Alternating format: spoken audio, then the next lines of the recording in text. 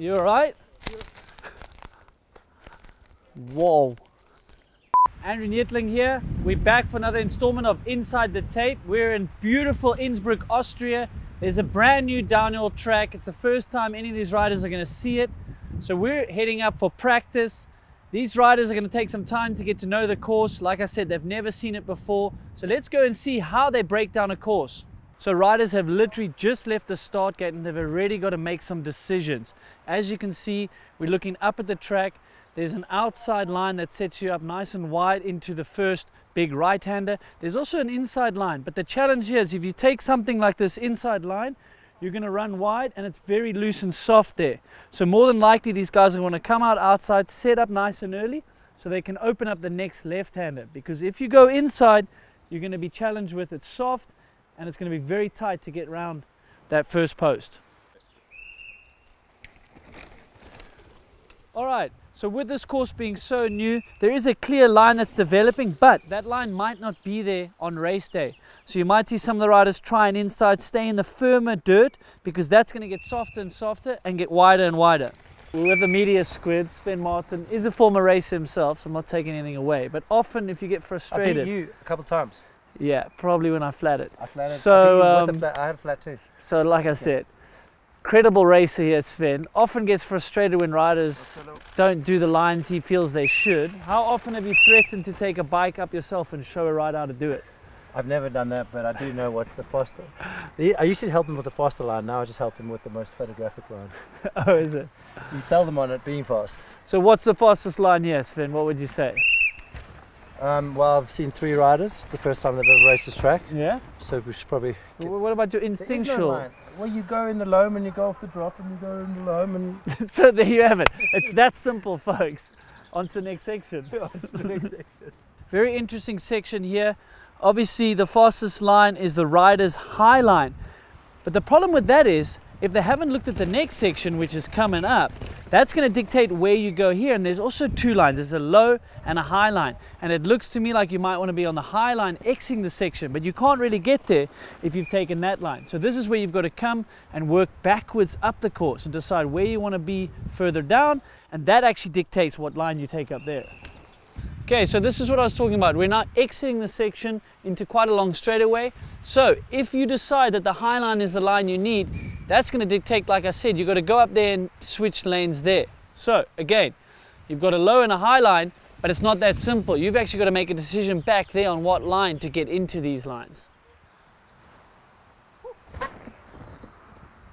All right, we've got a simple fadeaway jump here, but this is where some time can really be made, because if you can set up nice and early and get on the ground quick, you can actually go inside and not get into all this soft stuff, because that's going to sap your energy and your momentum. So a small jump like this, it's really key to set up early and make sure that you're pointing towards the inside and you get those wheels on the ground as early as possible.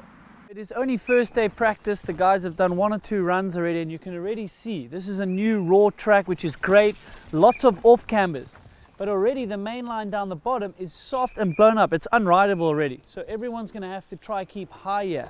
And for the rider at home, to stay high on an off camber, really weight that outside foot, because you want weight on the corner of the tire, but if you're weighting both feet, you're going to slide out. So again, weight that outside lower foot to stay high on an off camber. All right, we're here with Marine Cabarrou. Very new track for you. What are the first impressions?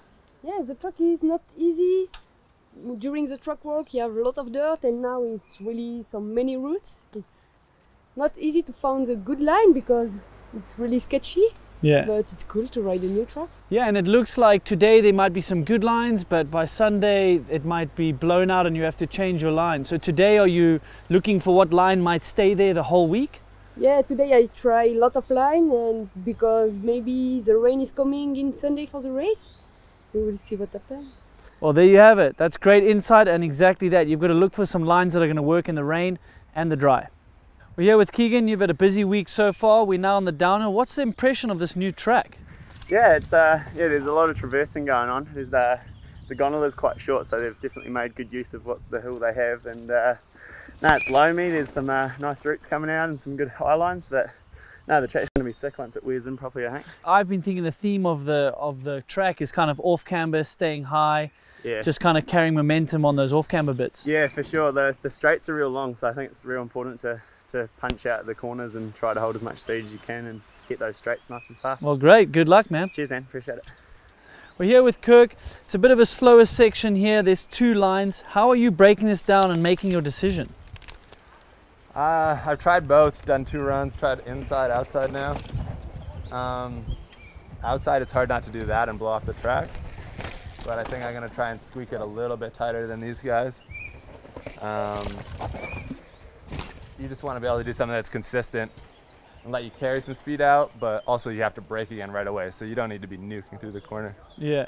So you're actually going to practice a few and see what you get able to do more consistently versus even the fastest line here. Yeah, like, I mean, this outside's got a bit of a berm, but I think it's just going to be inconsistent in that it's going to get pushed out by people, like we've already seen a couple people do. So yeah, maybe just try and squeak it a little bit further inside.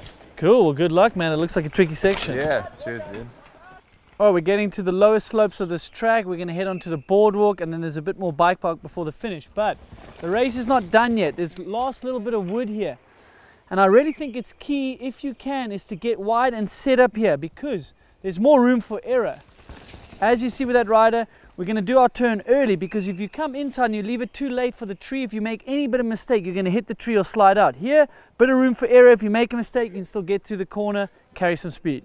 Right, we've made our way all the way to the bottom. There's a little bit of a motorway section where the guys can regain some of their energy into a fast flowy bike park. Then they've got to navigate 2 very tricky flat grass turns. You don't want to throw it away here because you've got one last jump, then the race is finished. I feel this track is very short, so you don't have to conserve any energy actually out there, so you really got to get going from the start, but don't override this track. If you get too aggressive in attack, you're going to miss some of those high lines on the off cams that we spoke about, and you're going to lose a lot of momentum. So that's my biggest key, is don't override this track. So I'm Andrew Neethling. That's been another installment of Inside the Tape. Make sure you tune in on Sunday and watch it on crankworx.com.